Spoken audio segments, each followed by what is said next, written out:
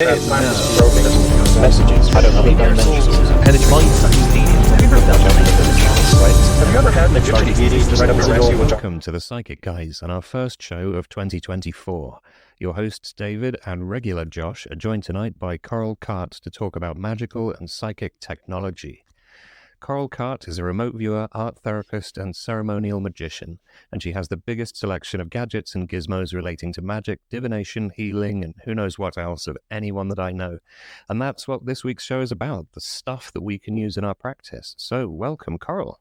Thank you. Thank you. It's really nice to be here on the first one of 24.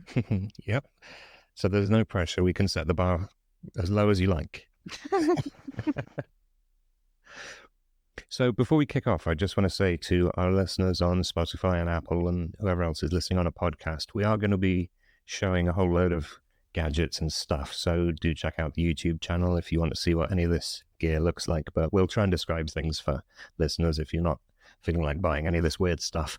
So, Coral, you've got like Father Christmas stacked up underneath the Christmas tree, I imagine, with all the crazy stuff you've got to show us. So what's your first pick? In the advanced stage of stage 6 of controlled remote viewing, you get to dowse because it's a scalar thing. And I learned dowsing, and I never thought I was any good at it until once we had to dowse to win a bottle of very special wine by dowsing the year. And in front of a group of people, I was absolutely terrified, and I came in and I had it. So the very first thing I ever learned to use was just a tiny little baby pendulum. It's like a little weight, very simple thing. I have it on a chain because I like the articulation of the chain. It moves really easily. It's just a little copper weight. I have another one of those, but it hasn't come to hand. After that, I thought I'd get really precious and use a crystal. But you know, when you dowse, you're supposed to ask it first. Will you dowse for me? And this one regularly tells me no. So your crystal's a prima donna. And then I found out, but just really recently, that this crystal likes to do healing. So this is a crystal that you can use to send healing. But it doesn't work for like dowsing measurements or things. So I've had it for, 10, 15 years. And it's just been sitting there. I never got rid of it. I've always kept it because it's so pretty. I love it. And I have very recently, within a few months, actually found use for it. But the very best dowsing thing that I have is this. This is a dowsing rod. What on earth is that? Okay. Oh, it's a gorgeous we have to do an thing. audio description of what this thing looks like for the listeners.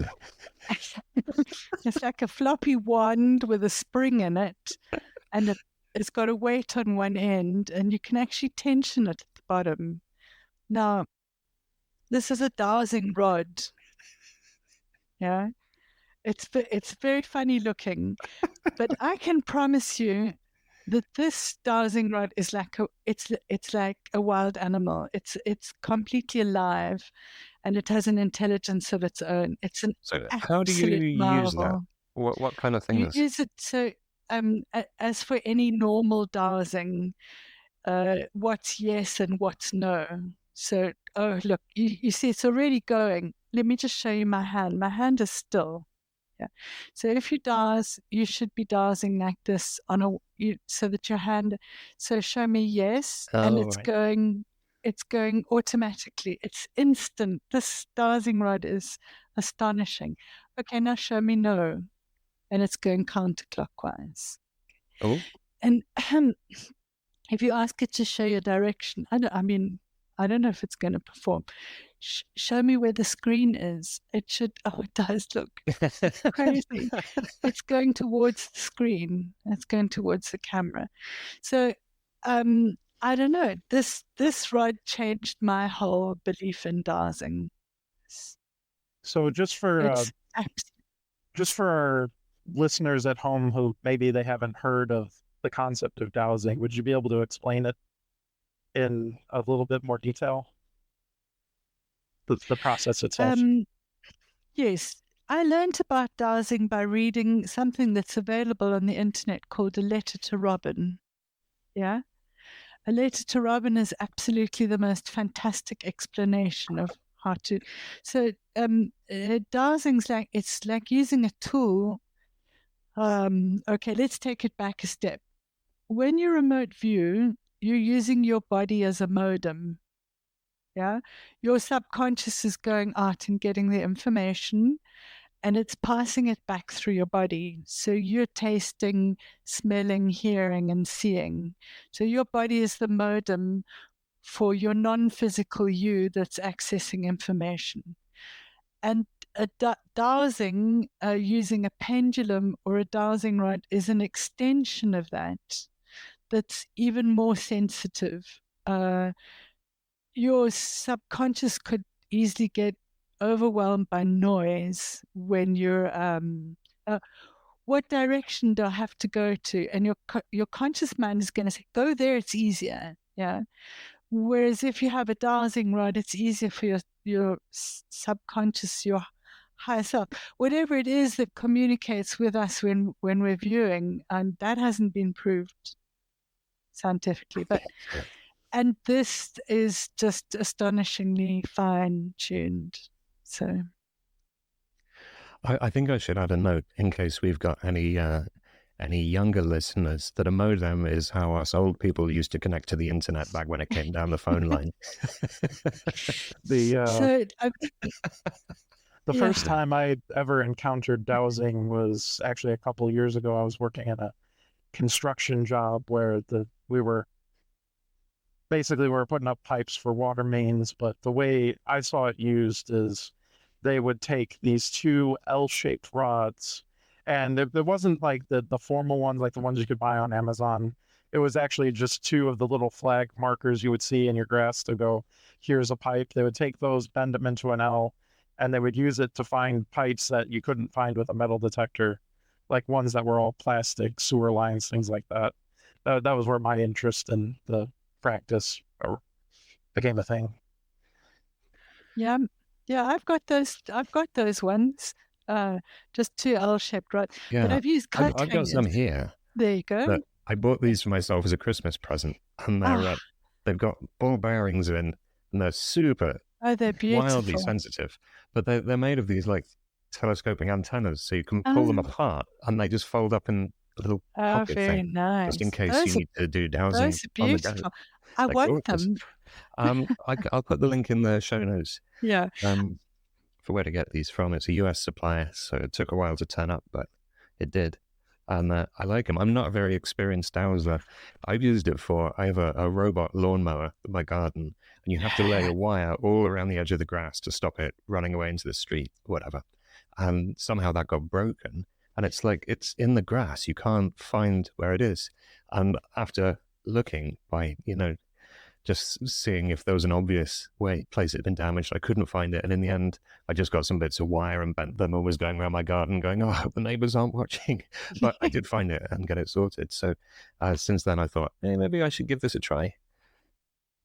Yeah, there's something in it. So, I mean, there's an association of dowsers in the UK. They had a hangout on Facebook in summer, I think. And there were people presenting their dowsing, but they're people, they call themselves water dowsers, classical water dowsers, and they use the rods or pendulums. But I mean, that's something, it's been part of cunning magic for forever. What are they called? The group that had the hangout? The UK Dowsing Association, something like that. Ooh. I'm sure people can find it if they look hard enough. Yeah. It's quite hard finding good quality information online about dowsing. I found there's quite limited. You can find a few news articles about people who hired a water witch and were amazed and wouldn't have done it, but their neighbor swore by this old guy who appears out of the woods and tells them where to drill their well and then disappears again. But in terms of practical instructions, the letter to Robin is brilliant. I think there's a follow-up to the letter to Robin as well, isn't there? But, I'll have haven't to look seen into it. that. I've seen the first one. Actually, at that construction job, that's what they referred to dowsing as. They called it witching the line. That's probably the old name for it. So, it's got some more toys to look at. Well, another one. I do have another one. It's another one of these bendy things. But can you see it's much more rigid? Yes. It's not, the other one was like wildly floppy and wild, and this one's, the cat's very excited by this. This one is, here he comes, and he's very big, I can tell you. Okay. Oh, hello, cat. There's the cat. Oh, look. After the dowsing. Can you turn around and say hello to the camera? It is a bit like a cat toy, actually, isn't it? Those ones. Like a little... Yeah. Oh, so it's from the same place. Sorry, hang on. Let's introduce Cat. Yeah. Just... Hello. There we go. Oh, he looks a bit fed up that you didn't let him have the dowsing thing. He's purring like crazy, but you can't hear because of the noise cancelling. Can you go there? Okay, he's got plenty of toys. So I haven't quite found, but it's less responsive. So if I feel that I'm shaking or wobbling or influencing too much that first rod, I will use this one. And then I have a third dowsing rod, which is actually called an aura meter, and this one Brett suggested it to me. Oh, and this wow. one they were using for ghost hunting. Yeah, I haven't. I thought, well, because I like all the springs. I don't know if you can see. It's got like a spring inside the rod. Yeah, and it's very, very weighted. It's got a. So do you think you would use that in the same way as the adductors or a pendulum or something, or is it more specialized? Because it looks kind of kooky. Yeah, this one's a bit weird. I think it's better for space. So I'd use it if I was dowsing inside a building or especially if I was remote viewing inside a building, because remote viewing's the same thing in the non-material as it is in the material. So if you were looking for a ghost in a dark, in a hall or something, you could use this and walk around looking. This one will show you the direction. So you can do the same thing while you're remote viewing. So I'm in a virtual room looking for energy or anything like that. Cool. So I know Brett used this. He was the one who suggested it. What was he using it for? I'm sure he's remote viewing with it as well. Oh, all right. I saw he sent a photo of this thing a while ago, and I said, "What the hell is that? What are you going to do with this thing?" Isn't it? Unfortunately, he's doing his hair tonight, so he's not able to join us. Okay, so those are the dowsing rods. Wow. I think a good use for those, the first two that you showed us, the adductors, like you could use one in each hand and one would keep the cat distracted while you use the other one to do the dowsing. I was going to say you can use it and you can find the target and summon your familiar in one go. It's a perfect multi-tool. So for the dowsing, I have these little wheels. Cool. Yeah. These are really nice. These are kind of witch wheels that have answers. I've got a bigger one. It looks a little bit like a Ouija board. Yes, it is. It is. It's a dowsing Ouija board. Yes, no, what day, the month, those kind of things. So this is a small version of the big one that I use. This is a bit small. This is the portable one. So that's quite fun. So after many, many years of being straight down the line, ex-mill, CRV, viewer, orthodox, I started doing sort of going back to divination. And that's when I started using these kind of things. And this I use part of a divination circle, and we meet and we read each other cards and things like that. So that's for those kind of use. We just ask each other questions, blind questions, and reply with cards. So, and if I'm asked a date or a day or timing, I'll use that. Do you find it's accurate for doing dates and days and time and stuff? Yeah, the tarot cards are just as accurate. Tarot cards will give you months as well because they're all related to zodiac signs. So if you take it back to the zodiac sign, then you get the month of when something will happen. Josh, they do Yes. days as well, don't they? Yes, you can do the days with the pips. Each card is associated with a specific, I believe the term is decan, like a degree. If you were looking at the astrological map, like star map, if you will, a different corner of the sky, which is associated with about, not a specific day per se, it's about a 5-day range where it would govern that particular decan. I get that information from Lon Milo Duquette's Understanding the Thoth Tarot, if anyone wants to fact check me. Yeah. Yeah, but even with the Rider White, it's the same as well. So, absolutely. And and I have this for scrying. Ooh, is it glass or obsidian? Obsidian. It's very tiny. Oh, I can see my own reflection. Mirror, That's weird. Aye. Very strange. Before I got this, I used to use just a bowl of water, black bowl with water in it for scrying. But all scrying is really, it's a way of ERV. Or you could say all ERV is a way of scrying. Yeah. You know, it's just visionary magic under a different name or in a different system, isn't it? Yeah. Careful, that'll upset the X-Mills. Well, everything upsets them. They're very sensitive. The X-Mills, for the uninitiated in our audience, that's the former military remote viewers, the ones from the program that was run by the Army, the CIA. And of course, I mean, I'm from Lynn Buchanan's branch, and he's not easily upset. He's a sweetie. Well, we got to remember those guys were working in a context where they had to be very coy about saying words like psychic or magic. And, you know, as broader practitioners, we can look at it and go, you're just doing magic and pretending it's science here. But I think the culture of CRV has carried that sensitivity about not wanting to look woo-woo or whatever forward. And it means, of course, that they miss out on great things like pendulums and tarot cards. And well, Lynn uses a pendulum. Yeah.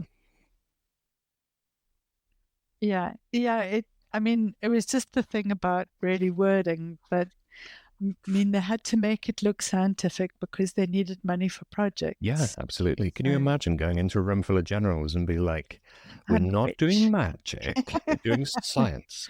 We've got a matrix and an aperture, and we've got all this science stuff. And of course, now we have one of the scientists who actually wrote a book saying it's just magic. Yes. That was when after that, I made my coming out. Which book was that? Dean Radin. Oh, I thought you meant one of the remote viewing people. Real magic. Yeah. Real magic. Yeah, that's a good one. And Dean Radin is now doing a sigil, an experiment with sigils. I saw it. How's that going? Has he started it yet? I believe that's a sort of recreation of the double slit experiment. If I'm right, like I tried to sign up for it. I was like, oh yeah, I'll do some sigil stuff, but the idea is they're trying to perceive photons psychically, I believe. I'll admit I skimmed the material. Well, I don't think he's actually, I think he's just putting the word out there, and I don't think he's actually collected the people yet. I don't think they've actually moved it on to the next phase of the experiment. And I mean, I think he's looking for at least like 200 people too. So, well, in that I'm case, not sure. in the off chance Dr. Radin, you happen to be listening to our podcast, holler at your boy. Yeah, me too. I also, and also Gordon White from Rune Soup. He interviewed Dean Radin. They're talking about sigils, and Gordon's working on a sigil a day at the moment for 2024.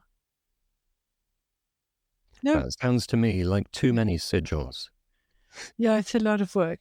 Yeah, It's a lot of work. I saw that and it didn't even cross my mind to participate.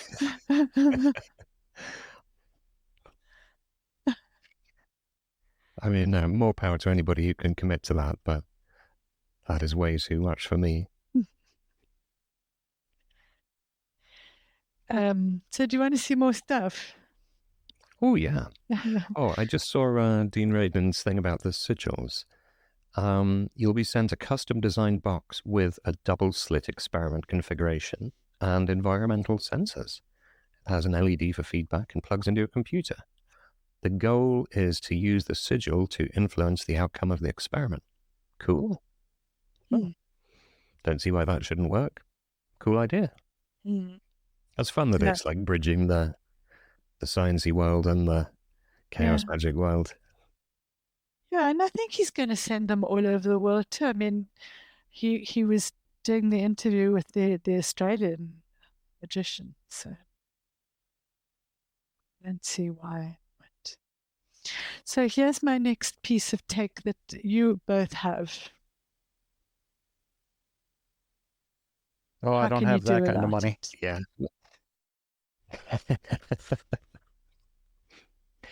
I actually use mine less and less these days, but when it comes in useful, it comes in really useful. I think what I like to use mine for the most is trance induction, and ERV cooldown and stuff. The device in question is the Omnipemph Neorhythm, which is a mouthful. It's a headband that goes on your head like something out of Star Trek, and it has pulsed electromagnets in it. So if anybody's familiar with binaural beats and the idea of entraining your brain to get into a dominant frequency range, this does it, but with electromagnets. And it's I think there's various scientific studies which have validated that it's a real effect. It's therapeutically used as well as being used by the likes of us. So why would you put it on your neck, Coral? That's where your vagal nerve is. Okay. And they've just done a research. Omnipemph has just had a research done with the vagal nerve, and they ask you to actually wear it there. Mm-hmm. This calms you down immediately. This is extraordinary. What setting do you put it on to achieve that? They gave you a custom setting to the people who participated in the research. God, we're gonna have so much stuff in the show notes. I've heard of a few different.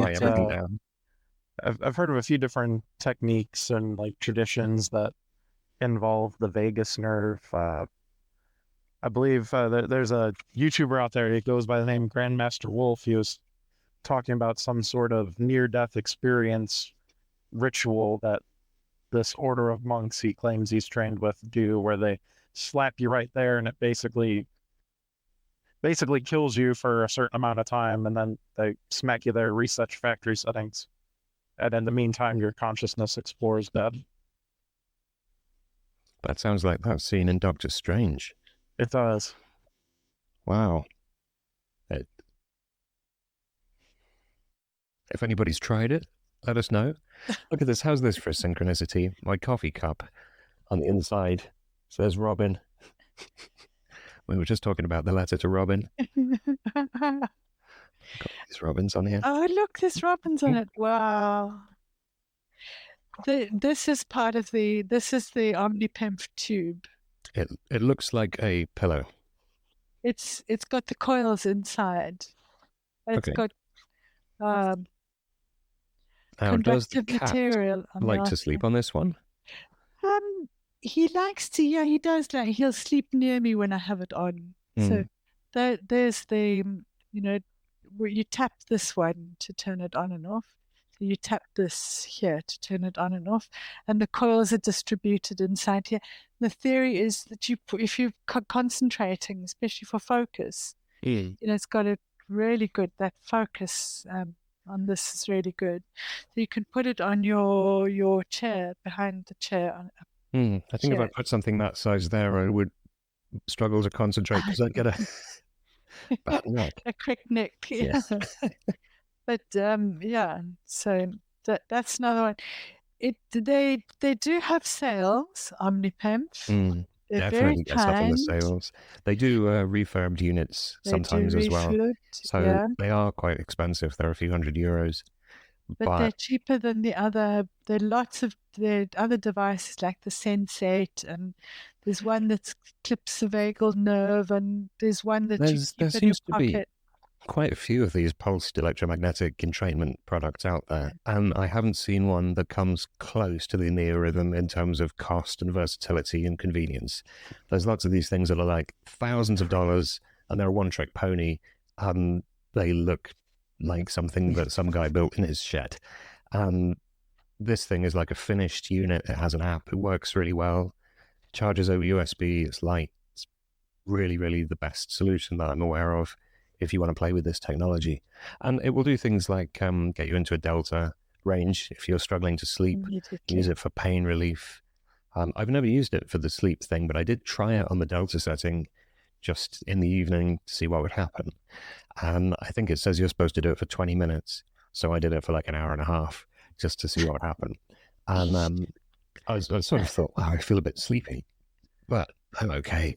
And when I stood up from my desk, it felt like, if you get jolted awake in the middle of the night and you're kind of coming out of a deep sleep cycle and you're kind of disorientated and your balance feels a bit off and everything, it felt like that, getting chucked out of bed.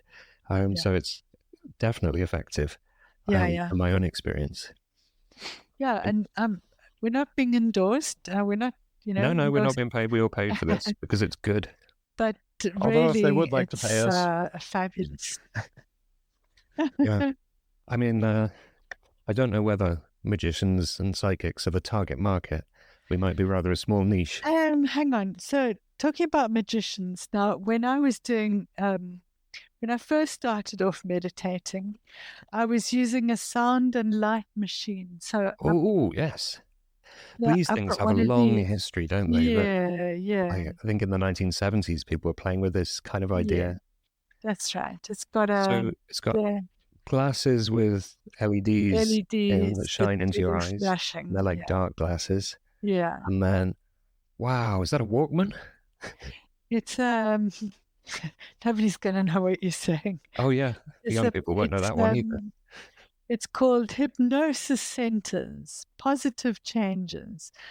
I believe it was called a Galaxy, but it's a sound light machine. And you can, I haven't got it charged up. I think it needs to be plugged in. But it's was how I learned to meditate with this. It's got sessions with this is like before you had apps. Yeah.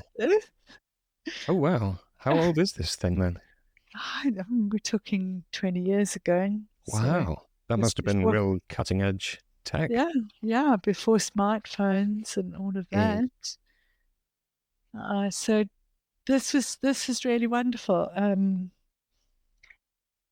And of course, the modern version of this would be the Lucia light experience. That is... that thing is more designed for therapeutic settings, though, right? Isn't that a huge bit of equipment and very expensive? Very expensive. But this is a real most expensive flashing light you'll ever sit underneath, I think. Yeah. Sound. This was a really beautiful piece of equipment, and it changed my meditation practice enormously. So, is that a entrainment thing? Like the Neorhythm is, it seems like that might be working like the gateway tapes as well. If it has, does it have guided meditations and it changes what it's doing as you go through it? No, it's got, it has binaural beat sound coming from here, but it has another another possibility to put audio in. So you put your own meditation over, and then you keep the white noise or the binaural beats from produced by this machine, and the flashing light pattern takes you on a journey. Basically. Oh, cool. This was it was wonderful technology, really was quite extraordinary. So that was before this kind of thing. Mm. There was an art installation a couple of years ago, I think, where you could go along and it was just a flashing light thing, but it induced like a psychedelic state in people, and people lying there absolutely tripping balls, and it was completely open to the public. Yes. I think that must have blown a few people's minds that this was possible. It came to Milan. It was at the Fondazione Prada, and I think he's called Carsten Holger Carsten. It was a whole wall of light bulbs that were. It was the most. I went back every single day. It was just. So you did it. What was your experience? It was. It was sublime. It was a sublime experience because you just immediately left your body and went up into this. It was like a wall of light bulbs that were flashing, that just took you immediately into trance as you walked into the room. Wow. It was astonishing. Absolutely wonderful. Yeah, he's a very good artist, and I keep forgetting the name. I've got it written down because it left, we're talking 10, 15 years ago, even 20. He was at the Venice the biannual art exhibition as well. I feel like there should be an app for this that will flash your phone screen. You can just hold it really close to your head. It's something I'd really like to do with the virtual reality headset. I'm sure you can do it. Well, I think VR can get people into a bit of an altered state of mind, even in its normal mode of operation, without introducing these sort of technologies to manipulate and mess with your brain. Like just the very act of being in VR already kind of messes with people's sense of self and location, and also there's some quite, I suppose it's interesting research, but it's quite potentially alarming, I think, that, people's sense of morality gets manipulated in virtual environments as well, and then that can have a persistent effect once they take the headset off. Who knows where that's going to go? Well, what could possibly go wrong, right? My son went through an awful lot of effort and time to save up to buy a set. And he tried it out and he stopped using it. Well, this has happened every time 3D has come out. 3D computer screens, 3D movies. There's a big hoo-ha about it. There's new technology. Everybody goes to see Avatar in 3D. And then everybody realizes it sucks. Actually, more immersive isn't necessarily better. Yeah, immersive. That was a bombardment. That Avatar 2 is terrible. So what else can I show you? That's my box of tarot cards. Oh, so you've only got one or two decks then? This is like a shoebox. I have to be very careful because I would just buy them forever. But let's say I'm learning runes. Oh, what sort of runes are you using? I've made my own. Let's see. I just made little ones, but I've got these very beautiful rune cards that I'd like to show you. So these are my very own handmade runes. There. Little, it's a branch cut up, inscribed and painted red with a drop of blood in the red, as is requested by the runes. And I made 2 sets. One was the training runes with the names on the back. But this is a absolutely wonderful. As you can see, it's much used. What does that say? It says rune cards, the Sleipnir rune cards, and that's what they look like. So it's runes done in cards. With a little haiku. Oh, a little haiku. So would you use this just instead of having rune stones? Yeah. For divination, I really like to use cards. Mm. They're available. They're very nice. It's quite light cardstock, so it's a little pack like that. It's easy to take around, and of course, runes have such deep, profound messages. I'm a little bit too Mediterranean for Nordic messages, and runes can be quite severe at times. I use a set of ceramic ones. So it's the Eldar Futhark, that particular rune system. What I like about them compared to tarot, and I do enjoy switching between both, they do feel a little bit tougher on you, but I like it's almost a magnetic feel when I reach in the pouch, and it's like one particular one speaks to me. I pull it out. Yeah, I have a little bag of rune stones here. Oh, you've got them too. Oh, I haven't touched them for years, actually. I forgot that I even had these, and then you guys reminded me. I had a little play with them, but I do so little divination that tarot cards are enough, really. I very rarely get any tools out. I just want to go back to something you were saying about just buying tarot decks forever, right? What do you think about the like on YouTube, there's people reviewing tarot decks all the time, and everybody's releasing tarot decks. And you think, are these really adding value? Do you think we can kind of get sucked into buying all these cool things, and then you end up with like 100 tarot decks? And it seems kind of unsustainable to me, because I mean, maybe I'm boring, but I have a Thoth deck. I started with Rider-Waite, then I got the Thoth deck, and I've never ever got anything else. You know, I don't need it. It works, so don't fix it, right? So do you think there's anything to be gained from... Totally, that's why I said to you, it's only in one box, and I'm not going anywhere else with that. There's just one more pack that I want to buy. just one more. One more drink.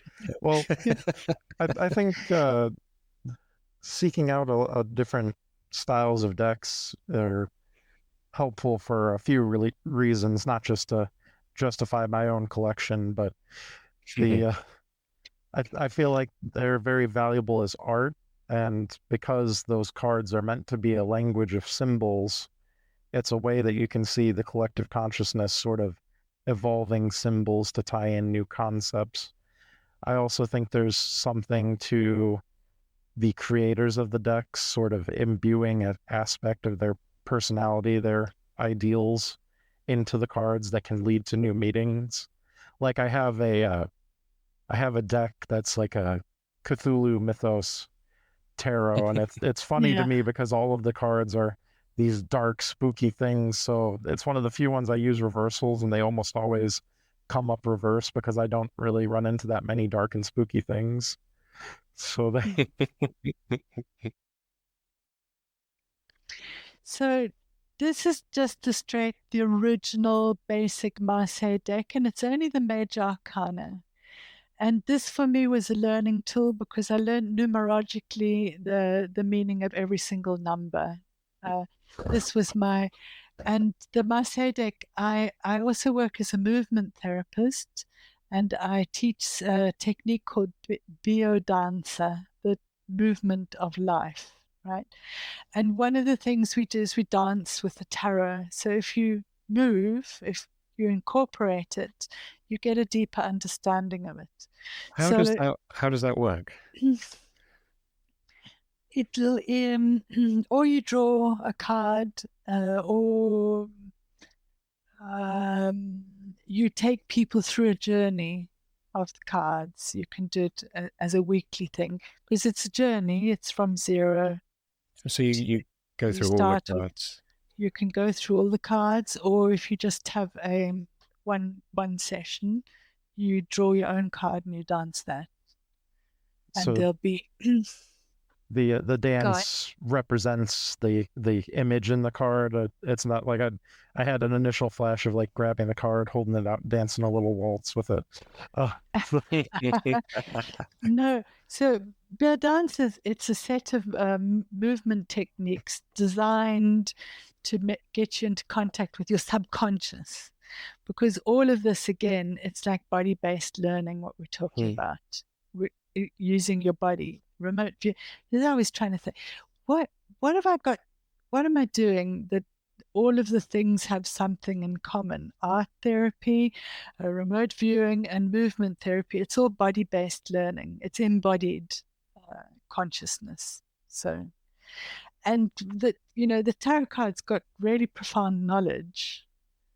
So it's something really nice to dance with, but it's a set of exercises designed to take you into a state of transcendence.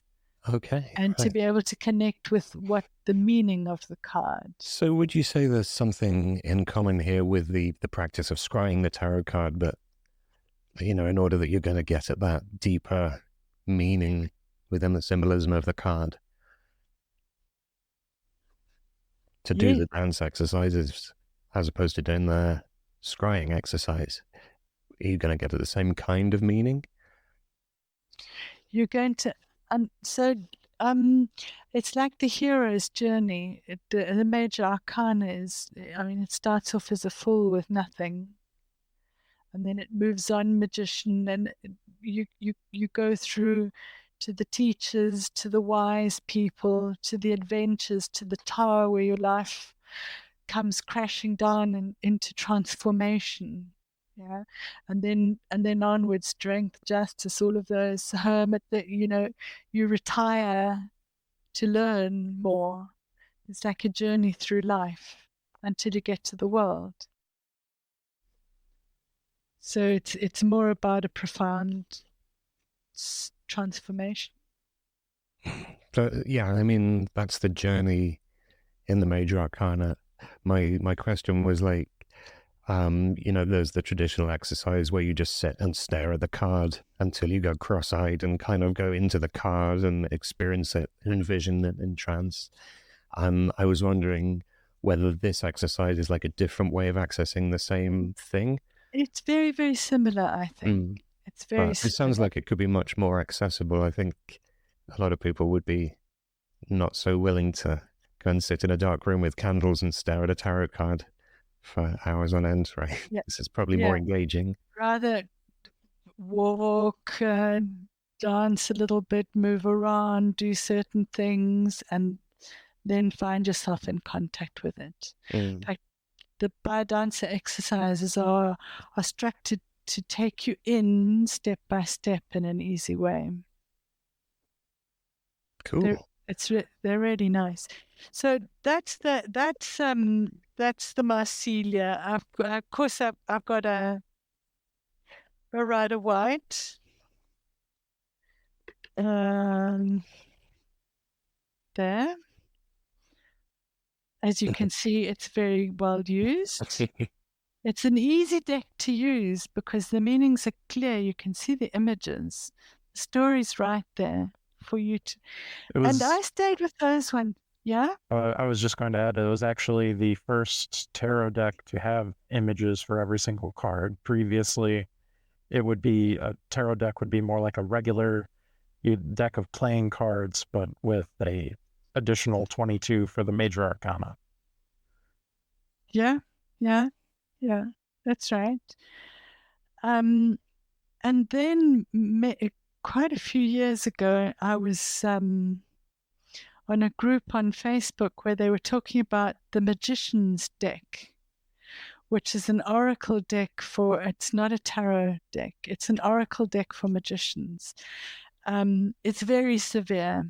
It's very, very, very No, she doesn't mince with this. Is Josephine Littlejohn's deck. Well, I can't quite read these on my screen. What do some of these say? They're severe. Inspiration. Oh, that's not too severe. That's nice. No, it isn't. But I can tell you, the leader, I went through initiation, and I did a reading, a magician's reading. I thought, wow, I'm in now. I'm in this group. And she said, oh, it's just an occultist. It's just a superficial magic. It's not real, deep, proper magic. That's Chariot. They're beautiful cards. They really are beautiful. There's do you use that regularly, or is it just in the box, just in case? No, I use them when I'm ready to do a very deep, in-depth exploration, because it's you're going to get the naked truth right in your teeth. Yeah. Are they cards that are kind of really good for the introspective, self-transformational kind of stuff? Yeah. It's she's got the layouts at the back. Here. Where's it? She's got a couple of really nice layouts. Tree of Life layout. But that's how you should do a layout there. So it's a lot of stuff in that spread. Yeah. Very, very nice. And you can feel these again. It's like that. They really are alive. It's a bit difficult. It's a bit unwieldy to shuffle. You normally just put them down to shuffle them. I wish decks were smaller. Do I have tiny hands or something? Like, why do they make them so big? It makes them so awkward to shuffle.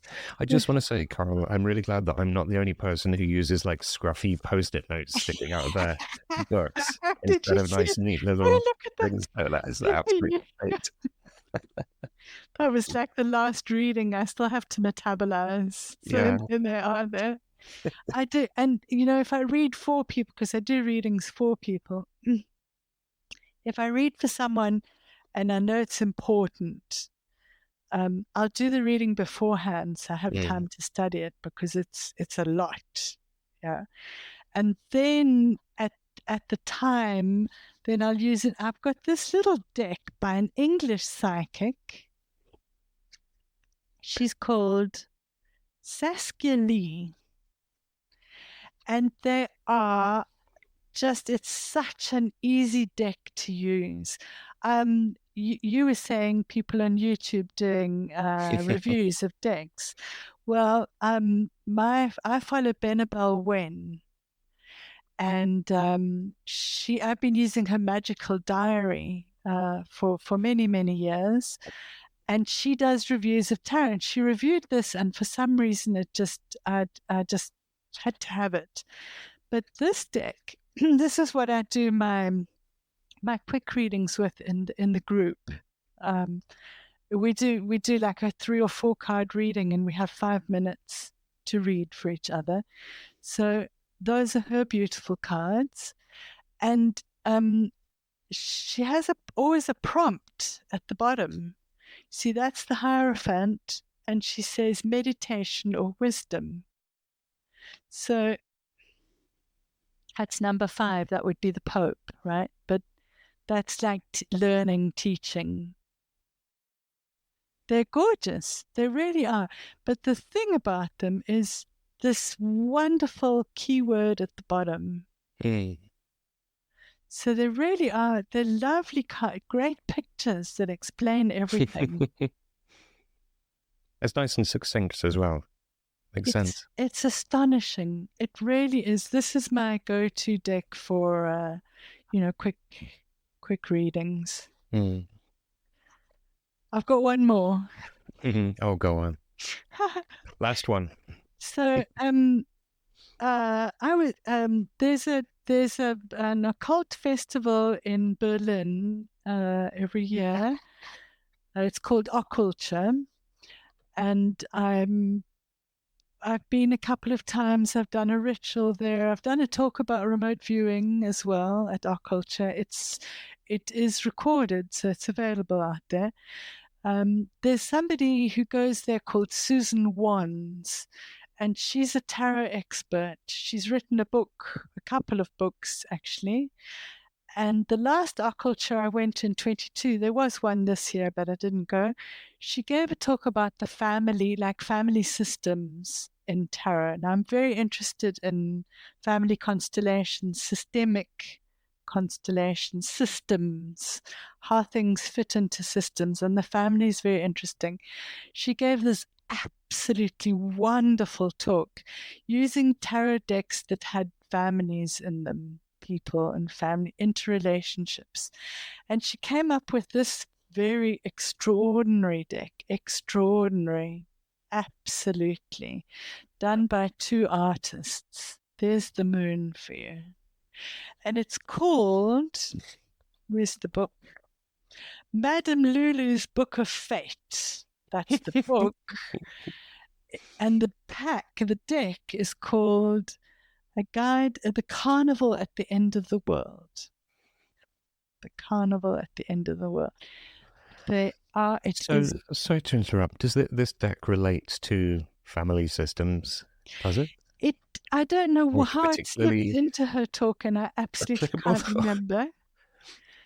But it was in there, and I had to have it. It took me a really long. It's expensive, and you've got customs and postage.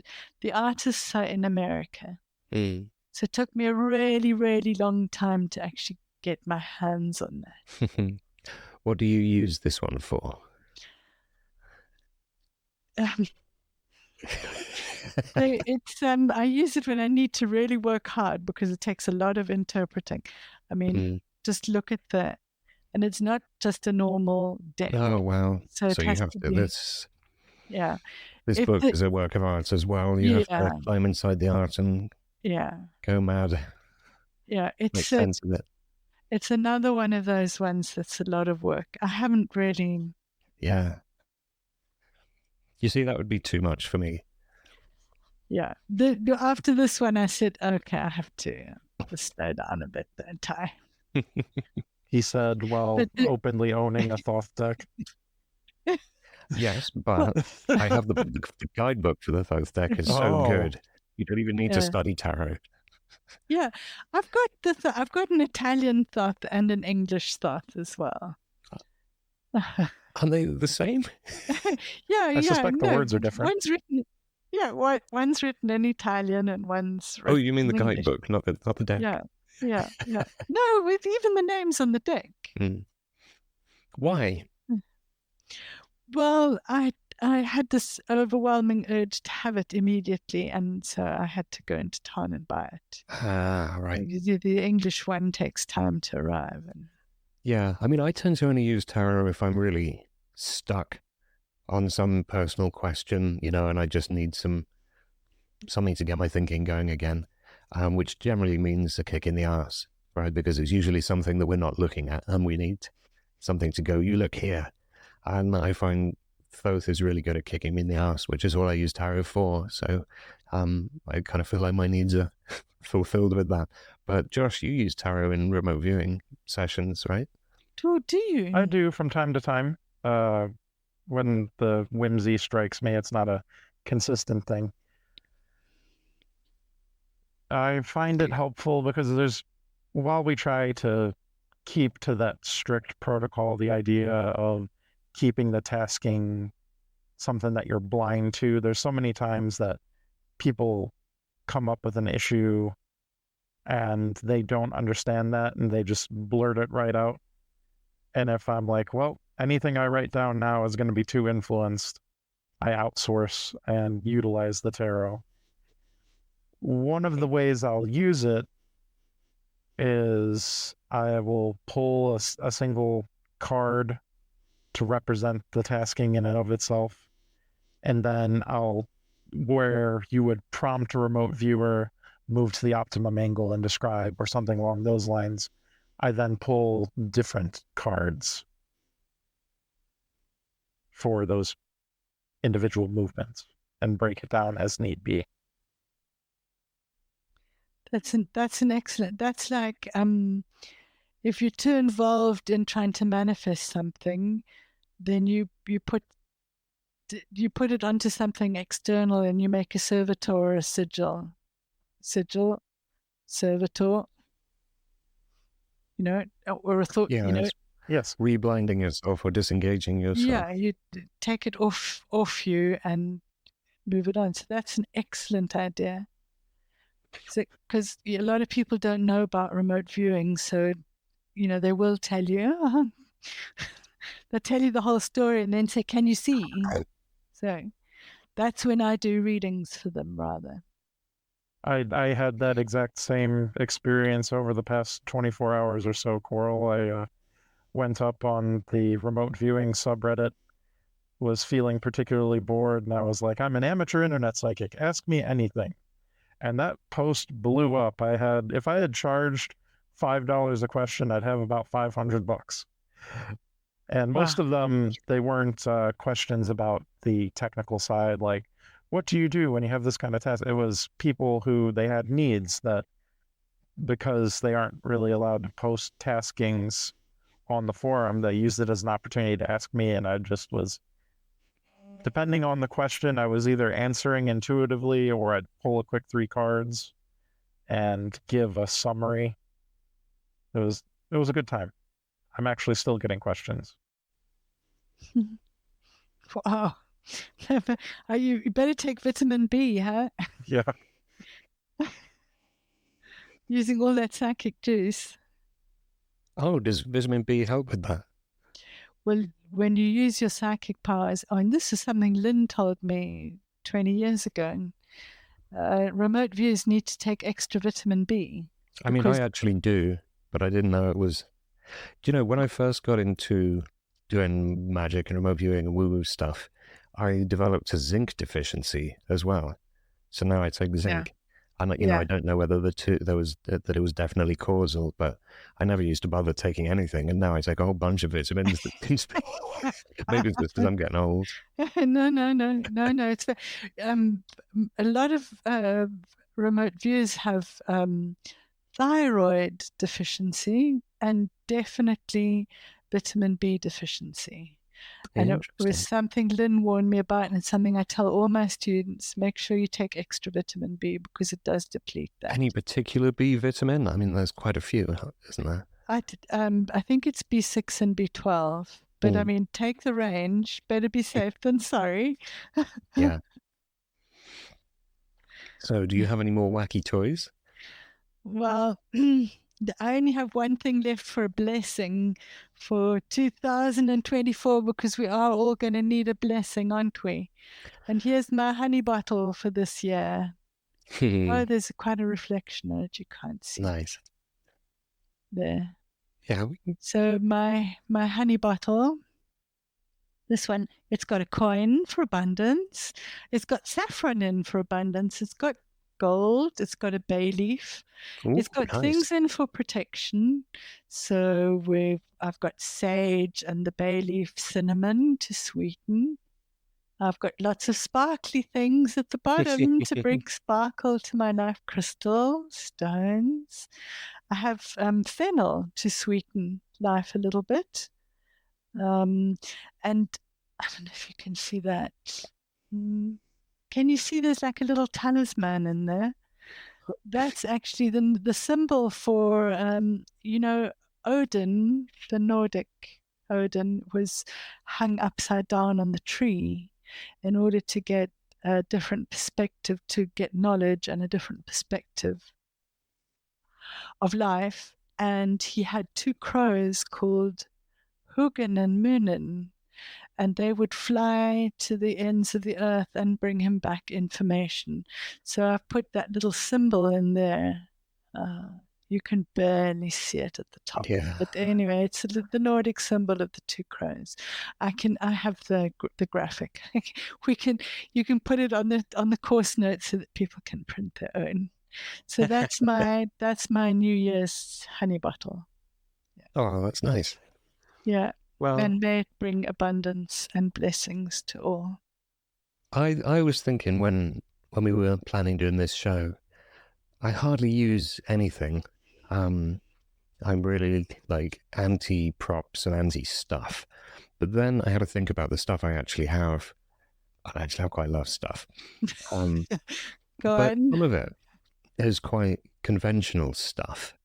And I wanted to include it because it's easy to overlook that and go for new fancy whizzy things with flashing lights and magnetic fields and stuff.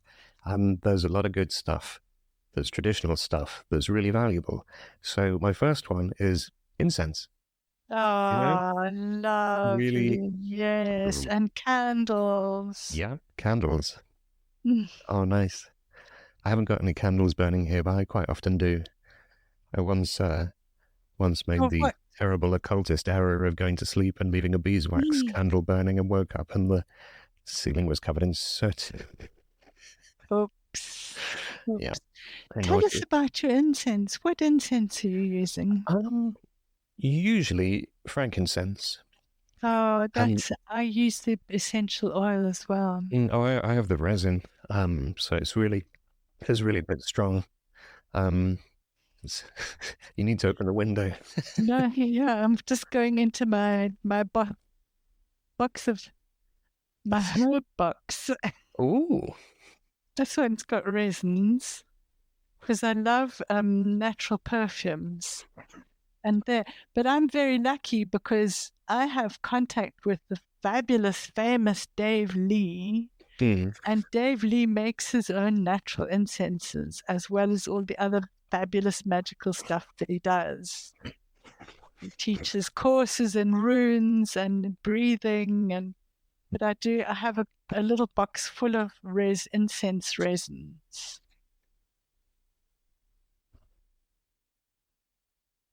Ooh, all sorts. I did. I bought like a range of resins to try out, and I got some myrrh as well as frankincense. I love it. I don't know. Perhaps I got a bad batch because I found it smelled awful, and I never got any more. Sweet myrrh. I think frankincense has the most magical power. Yeah. It's actually the only one I bother with.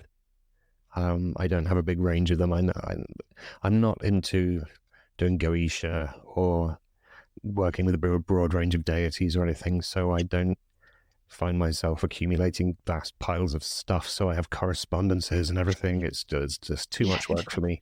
I am lazy and like. There's a lot of organization. I mean, if you only got one kind of incense, you don't need to organize it, right? Another herbal thing that's quite nice is tea. Which I'm now going to pour myself a cup of because I've run out of coffee. So use copper because we are electric beings. We're electric, and copper's really good for your electromagnetism to drink out of. Doesn't it taste weird? I'm sure I can give you a good link to explain it. That copper cup looks extremely shiny, so I assume it has some kind of lacquer. Is it raw copper inside? No, it arrived for Christmas, so it's really new. Because, copper tarnishes very fast. Yeah, look. If you look at your plumbing pipes or whatever. Yeah. It's not. It's just the outside. If it stays like that, then it's probably got a lacquer on there, which might not be doing you any good. No. It's a minefield, isn't it? We're even drinking wrong. I have an very, very beautiful Indian copper. So yeah, pure copper. Nice tea. Well, I've got chamomile because I'm not doing anything weird, but I have tried doing mugwort tea and burning just the dry mugwort herb as an incense. It's definitely a bit psychoactive, but I'm not sure how safe it is to take large quantities of it. It's a dream. It's a dream tea. Yeah. But it's traditionally used in witchcraft, I think, because it grows like a weed here. It is a weed. and you can find it all over the place. I have to say, I buy mine on eBay in huge bags, probably. Wow. So the quality can be a little bit hit and miss. I found a dried sweet corn kernel in one of my mugwort bags that had obviously got in there when they were filling the sacks up. And how do you manage to get it down with honey? No, I find it quite pleasant to drink. Oh. I make it in a cafetiere because it's you have to use quite a lot to get a strong tea, and it's like a rough grind with all the stalks and everything in. But if you make it in a cafetiere or a French press for our US listeners, it makes it really easy to make a large amount of strong tea. Yeah. But I mean, it's good for dreaming. I'm not very good at all the dreaming stuff, and it's not something I've practiced a huge amount. I find it's good for stuff when you're awake. It helps get into that slightly altered state. It just makes everything a little bit more trippy, but it's a very gentle effect. I do know that it's potentially unsafe to use if you're pregnant, or maybe stick to the incense or something. I don't know. Like the safety profile of mugwort isn't very well established, and you do need to take quite a lot of it to get a psychoactive effect. So I'm not sure whether it's a great idea to be chugging gallons of mugwort tea all the time. But I've tried it before, and it was nice. But yeah, I mean, chamomile tea, probably not a magical item, but maybe you could argue that it is. Chamomile tea is really good. And what about blue lotus then? What's that? So they're flowers, and they're a mild sedative. They're often used in medicinal mixtures or teas with ashwagandha. But blue lotus, if you keep it in wine, right? They're pretty blue. You get them dried, pretty blue flowers. Leave it in wine, you get a mildly psychoactive substance, and that is what I use for dreaming, because dream practice for me is very, very important. Oh, I'd never heard of that. That's interesting. Mm-hmm. Blue lotus, it's nice. It doesn't taste as bad as mugwort. I find mugwort's quite a nice tea. Honestly, I know a lot of people absolutely hate it. It's interesting. The incense is quite nice as well if you just burn the herb on a charcoal. I'll try. So if you do the tea and the incense together, that's pretty nice. What else have I got? Oh, I have a really out there thing next, which, full disclosure, I was sent this for free as a review item. What's in the box? Ooh. Pretty box. It's a lovely box, actually. It's really nice. Boxes. Really nice packaging. So I have here this thing is called the Living Crystal. And it's like battery powered. So it lights up. Beautiful. It's really cool. You can get these on livingcrystal.com. The battery's flat on this, and it has like a Vogel crystal cut inside. And it's got a copper wire. Yeah, so when you switch it on, there's a small DC current, makes a weak magnetic field around it. So it's not doing anything loud in the sense that you would measure with, in conventional physics. It just runs off a 9-volt battery. And I'm very skeptical of stuff like this. And I don't like to buy stuff like this because it's kind of, I see it as a crutch. Or a prop, and I think, well, I should be able to work without this. But Bob Smith over at 60 Skills said, I'm working on this thing, and here's the backstory of how we developed it, which the design for this came from a magical working. And I thought, well, that sounds great. I will give it a try, right? Why not give it a try? And actually, I can feel something from this. And the idea is this is a glass sphere on top, and you can just take it off. And you can put whatever other stuff you want. You could put, it doesn't have to be a rock, it can be some magical thing. And I have to say, on the sort of on the magic woo-woo level, when I turn this on, I can actually feel something, which I was really quite shocked about because there's no scientific reason why you should, right? But perhaps there is a magical reason. So that thing is cool. I don't use it very much, but... Well, you've used it enough to get wear the battery out. Well, it's been in its box for a while. I think it's gone flat. It's one of those, You know, you can get the 9-volt batteries that actually have a USB plug on the battery, so you plug it in and to recharge, and it's actually lithium on the inside. I put one of those in so that I wouldn't have to keep buying the. But that's very beautiful and highly desirable. And you can buy a travel version, I think, as well. But you know, just in itself that it's a Vogel crystal. So a Vogel crystal in itself is extremely powerful, and just that in itself is something that really does work. I know healers who use them for healing and to send healing with. Plus, that has it's got a circuit on it, so it's even been more enhanced. I think the idea is that it amplifies whatever you put above and below it. So it has the glass sphere on, and the idea is that it kind of just spreads out in a neutral way. But people put different sorts of crystals on, or even sigils or cards, or there's a few webinars on YouTube that you can go when they were launching this thing, where they give different ideas for using it. But anyway, I was very pleasantly surprised by that, because I'm despite having had several positive experiences with crystals, I still find myself really skeptical of the claims that are made, and it's not something I know a lot about or invest any money in. But yeah, I was really pleasantly surprised by that. So yeah, you can buy it in 3D printed wood as well, which looks really nice. Oh, there's a crystal to enhance your remote viewing as well, Is there? I can't remember what it's called. It's like a silicia-based one, and it looks like a TV screen. It's a flat piece. And how do we know that this is effective? I don't know. It's pretty. I'll spend my money on tea. Yeah, I like pretty things, obviously. So. Yeah. Speaking of which, a real classical magical implement, which it perpetually cracks both me and my wife up that I own this thing, is a genuine cast iron cauldron. A crucible. Look at this, made in England, back when people manufactured cast iron in England. And I got this on eBay as a horrible lump of rust and soaked it in vinegar for like a week and scrubbed it with wire brushes and soaked it. And then I seasoned it in the oven with flaxseed oil to get the black finish back. I mean, I don't do that kind of magic of making up potions and stuff, but I do occasionally set stuff on fire.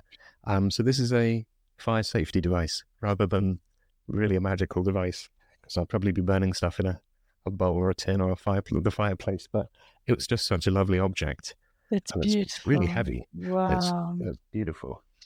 So that will be really useful for when you have a Mars perfection year, and you can have some cast iron to release the Mars with. What do I do with it? I don't know, but I had a Mars perfection year last year, and I can tell you I had a lot of Mars things to fight and deal with, and I bought myself a new cast iron pan too, and I made sure I heaved it over to the oven to use as often as I could to, My wife bought me a cast iron skillet, actually, as a Christmas gift a couple of years ago, and I love cooking on it. It's a really nice thing to use. Cast iron is wonderful. And I can't afford that fancy tin copper stuff. So cast iron is a good second. What else have I got in here? Oh, obligatory holy water, just in case. Oh, very nice. I mean, holy water, people might think you have to go to the church or the sacred well, but of course, it's just a symbolic object. Bless it yourself. Get some rainwater or some spring water from a spring. Put it out under the full moon. Oh, yeah, that's popular, isn't it? I didn't with this. I think, there is some stuff in there, so that is natural water. I love the bottle. It was actually from a balsamic dressing, Saporoso, which is very nice but ridiculously overpriced these days. But you have lovely, beautiful bottles, so I thought I'd reuse it for that. Now, I have what I think is the most important technology that any of us have or will ever use in personal development and magic and remote viewing and everything, which is pen and paper. It is, You have to have, let's see your pen. well, you know what pen this is. Nick. No, Will it focus? there it 0.7 is. Pilot G2. Yeah. Best. I use 0.5. Ooh, I find it too scratchy, and I find it grabs the page too much. And then, of course, a magical journal full of post-it notes and crazy. I'm just trying to wonder where my diaries have gone, because I'd love to show you the Benabel Wen one. It's gone somewhere because I'm working on it.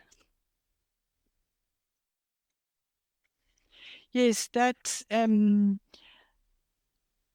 I was telling you about your body being your modem. When you have a pen in your hand, you're using the intelligence of your hands. Yeah.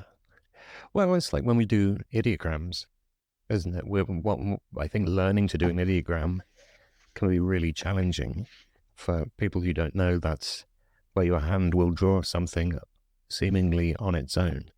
And what we're training to do is make a little moment where the subconscious mind can take over and do a quick little squiggle. And it serves as the introduction to a CRV session and contains a huge amount of information. It's it's very similar to a sigil, if people are familiar with that concept, except, you have to decode it yourself rather than create it consciously. And way around, yeah. I always say the body is the only thing that the conscious and the subconscious mind can both have a two-way conversation with. So it's a really effective bridge from the conscious mind down to wherever all of this stuff happens and all the mystery is. And of course, where all the trauma and habit and nonsense is as well. It's all kind of hidden behind that same barrier, right? So these techniques are as powerful for magic and remote viewing as they are for self-transformation and healing, which is cool. Have we got any more toys? I don't have any fun toys I can share, but I would probably say my most important magical gadget I use is my phone. It doubles as a grimoire, a sigil repository. You can turn it off and it becomes a scrying mirror.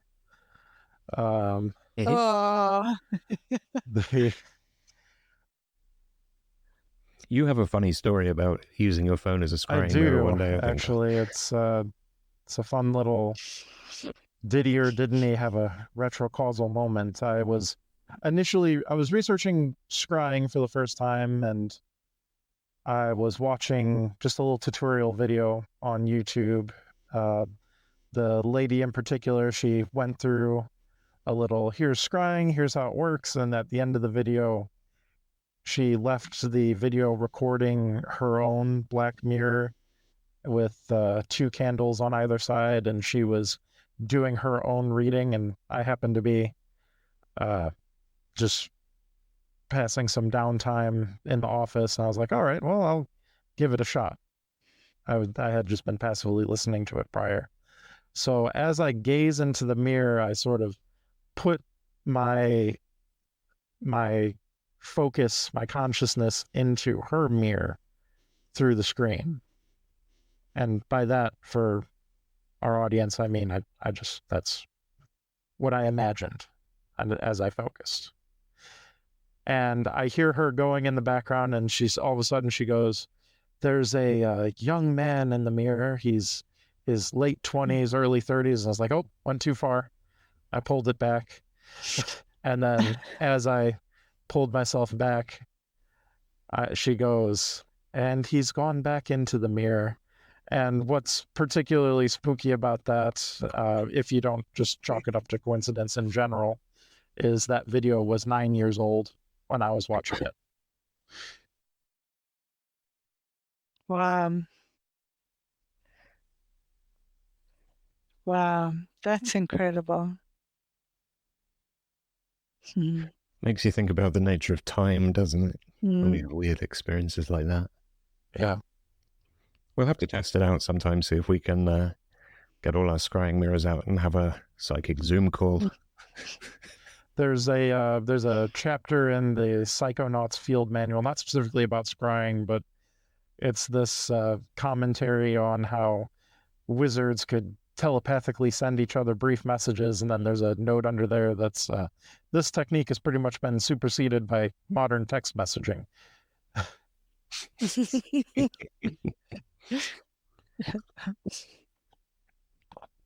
I mean, it can be done. Although I usually use it to check in with people and go, why haven't you replied to my email? Do I need to call you? Yes, that psychic dialing people up. Or when you think about someone, it's because or they're about to phone you, or they need you for something. So yeah. I think that's a really common experience, even for people who don't practice, isn't it? Is suddenly thinking of somebody and then the phone rings 2 minutes later and it's them.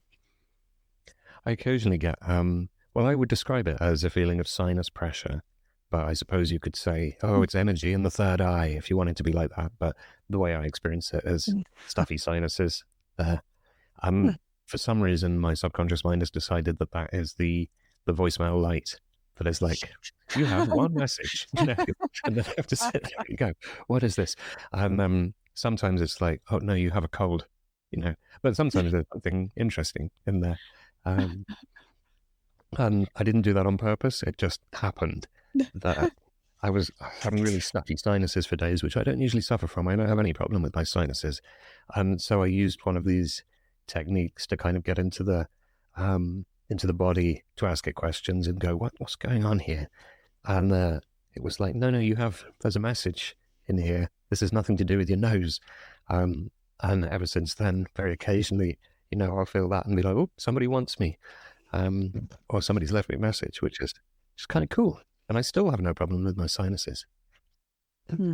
Perhaps that's why the subconscious chose it, because it would stand out. If I was sneezing and stuffy all the time, I'd never notice.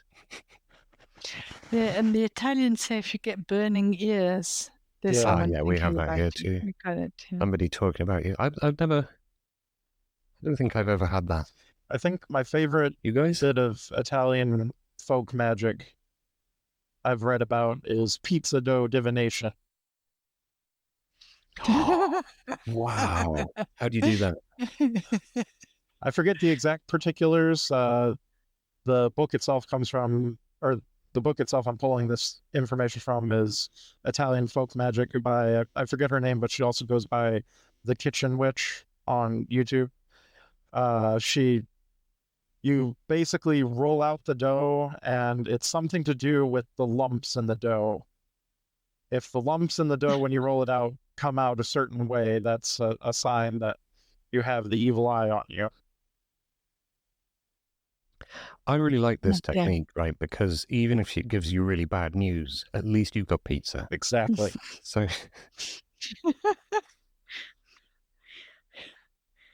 Yeah, that's Rue's kitchen magic, I think. Yes, is the book I believe so. Yeah. She's got a group on Facebook.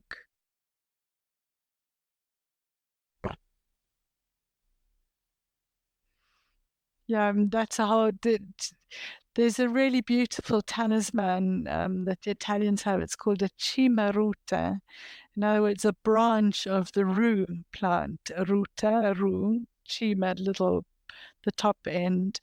And on each branch, there's like a little, so there'll be an owl and a moon and a star and a key to open the crossroads. And so it's just like a little necklace talisman, but I don't have it. I've got one, but I don't have it to hand. It's a very pretty little talisman from the south. I think I've seen that before. I didn't know it was a thing. I used to have, not specifically that talisman, but from my grandmother, I had, my mother called it a corno, just the Italian horn, where it was a little bit of ivory twisted down, and then sometimes there's a metal crown put on top of it.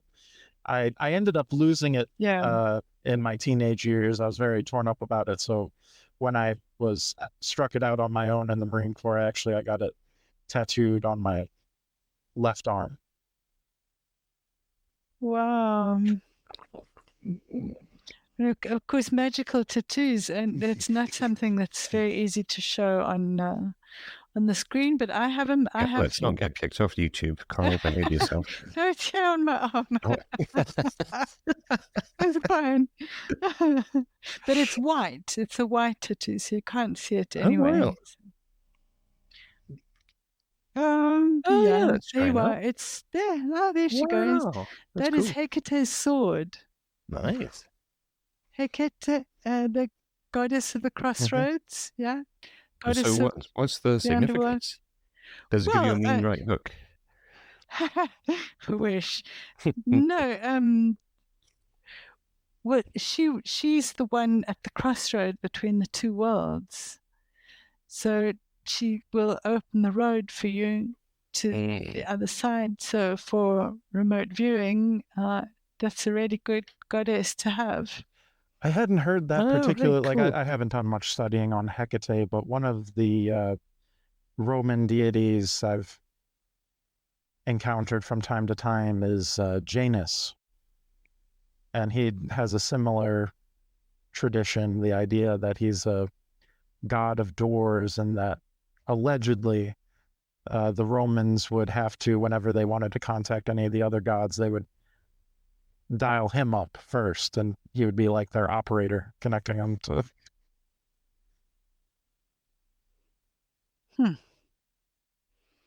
And he opened the door for us into the new year. He did. This wonderful new year that we're all going to be involved with. And what that's an interesting connection to me. I'm going to have to research this further, because what makes Janus unique is that he is the only, or at least from my research, he is the only uniquely Roman deity, as opposed to when they borrowed and renamed the original Greek pantheon. I wonder if they actually took Hecate's traditions and then created Janus as a male variation of that. That's, we have to go into that. I'll have to check that too. I've only just made that connection. I have no evidence or anything to support that, but just based on what you were saying. So I've heard English people call her Hecate, but I've also heard us named Hecate, and she's has dogs. She always has dogs, and she's the goddess of witchcraft as well. But she's, in particular, the shrines to her in Greece were laid at the crossroads and often bearing light. And of course, in the myth, she was the one who was looking after Demeter while she was looking for her daughter. She'd gone into the underworld, and she was accompanying her. And she stayed for a little while at in the court of the king and queen.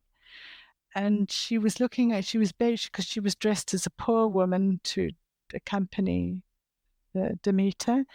She'd taken that she shone a light. She had a liking with the queen, and she'd taken the baby, and she was dipping him into the fire to render him immortal. Because I'm forgetting all the names now.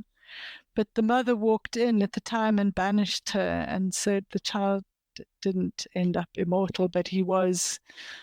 He did have some superpowers thanks to Hecate. So there's some very beautiful Orphic hymns to Hecate. We actually we encountered a bit of unverifiable personal gnosis regarding that legend. I think David's about to tell the story. I'll let him. No, I wasn't. I was about to say I just went to look in the ultimate source of truth, Hecate's Wikipedia page, and Janus is listed first in the see also, but there's no reference in the body of the text. So I wonder if that's been in there, and then some helpful editor has come and taken away the association. It seems like they're kind of similar, but this is like way out of my wheelhouse. So I wouldn't want to say.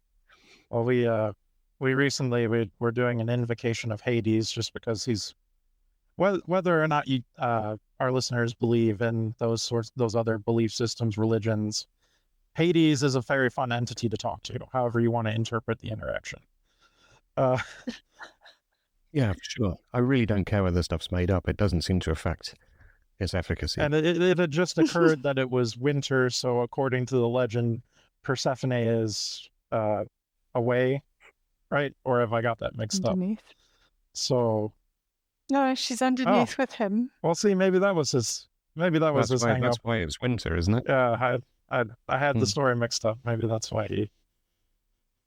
Go ahead and tell what he said, David, regarding. Well, Josh said, pass on the condolences because he'd got the story. It now turns out back to front. And I was like, I don't really want to do that. Okay, all right.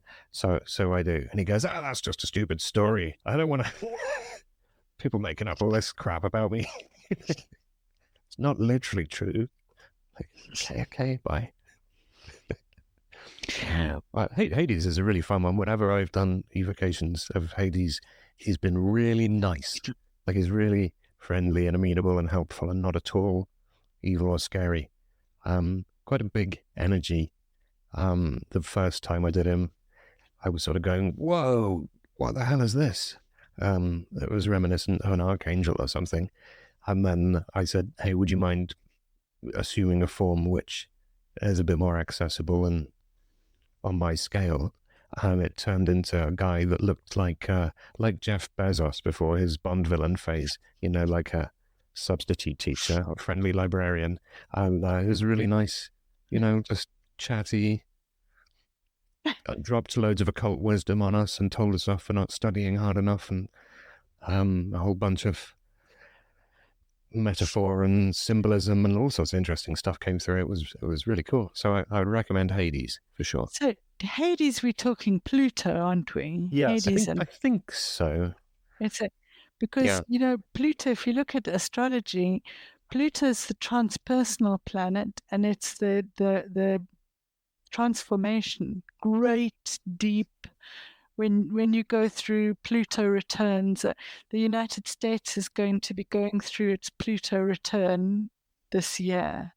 It's normally, and the guys in the astrology podcast actually went back and they looked through history at all the Pluto returns, and it's huge transformation. Countries rise and fall, power changes hands, and depending on where Pluto is in your own chart, that's where you have to do really big transformational things. So if you're saying it was huge, it's like really, and Pluto is one of the biggest planets there are.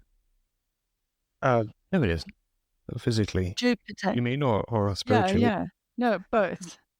I don't think it's very big physically. Isn't no, it? it's small. That's why they stopped it being a planet. It's one of the ones that they dropped off the list, wasn't it? It's the last one, yeah. That's Jupiter. And then everybody who learned it in school was up in arms. Yeah. Going, well, we're still going to call it a planet. We don't care what you say. Yeah. Well, it's still there in astrology, but it's one of the more difficult ones to actually deal with. So it was very kind of him to. Well, I mean, who knows what it was exactly that we were reaching out to. The tasking was just Hades. So I don't know exactly where that's going to go. He's also taken different forms every time we converse with him. Well, I mean, if you think about it, he did a bit of a dirty to get the woman, right? Well, according to the thing we were talking to the other day, this is all just a story. Yeah. Which isn't to offend the sensibilities of any practicing Roman pagans. This is completely unverifiable. This is just an experience we had. This is just what we're not trying to crap on anybody's religious beliefs. Yeah, but who knows what we were talking to? I have to say, it did give out some pretty sounding business advice, so that was good. Well, what do you do when you go into the underground? You go down into the underworld, you find out more about yourself. Actually, I just wanted some practical business advice. Well, I think we asked him about some other stuff, didn't we? I can't remember a little bit, now. But yeah, we were speaking to him in his aspect as a god of wealth in that particular working. Cool. Was he helpful? Yeah. Some good tips on building client relationships and networking and stuff. good suggestions. So yeah, I was happy. I mean, maybe it'll turn out to be terrible advice. We'll have to put it into practice and see, but sounded good. You have to wait for the feedback. Yeah. Yeah. Gotta suck it and see. All right. Have we got any more toys, or should we wrap it up? Yeah. Wait, before we do, Coral, I know you're teaching a remote viewing class at the minute. Is there still space that people can get on that? I think I'm starting on the 4th of February with Irva on the Irva platform. I'm doing the advanced level, so the scalar, dowsing, that sort of thing. But I am starting a basic level too, and I have actually been taking through people individually. It works really well as well individually. What's the best way for people to find you or contact you? Email. We'll put it. Okay, we'll put it. I do have a site explaining everything about remote viewing.